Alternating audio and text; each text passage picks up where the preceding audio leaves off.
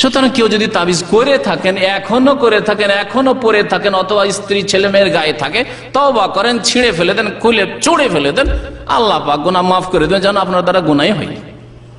আল্লাহ পাক এখনো রাস্তা তওবার খুলে রেখেছেন। কিন্তু মত যদি চলে আসে, তাবিজ গায়ে আছে আর মত চলে আসলো, নবী সাল্লাল্লাহু আলাইহি ওয়াসাল্লামের হাদিস শুনেন, ফাইন মুত্তা ওয়া হিয়া আলাইকা, তুমি যদি এই অবস্থায় মরে যাও যে তোমার গায়ে তাবিজ আছে, তোমার বিবির গায়ে তাবিজ, তোমার ছেলে মেয়ের গায়ে তাবিজ, তোমার আম বাগানের তাবিজ, লিচুর গাছের তাবিজ, কাঁঠাল গাছের তাবিজ, ওই অবস্থায় যদি মরে যাও, মা আফলাহতা আবাদা, কোনদিন তুমি রেহাই পাবে না, মুক্তি পাবে না। নবী করিম সাল্লাল্লাহু আলাইহি ওয়াসাল্লামের হাদিস। কিতাবুত তাওহীদের যে সিলসিলা দর্স যে হয়েছে তাতে এই সম্পর্কে বিস্তারিত আলোচনা হয়েছে।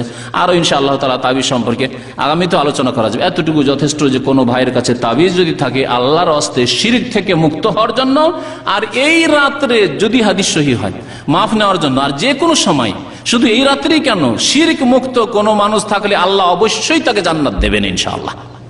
কোনদিন না কোনদিন জান্নাত পাবে যদি শিরক মুক্ত কেউ থাকে। আর তাবিজ নিয়ে মরবেন, মা আফলাহতা আবাদা, কোনদিন রেহাই পাবেন না, মুক্তি পাবেন না। নবী করিম সাল্লাল্লাহু আলাইহি ওয়াসাল্লামের হাদিস। এই হাদিসে তাহলে আসলে যে ব্যক্তি মুশরিক হবে না, শিরিক করে না, শিরক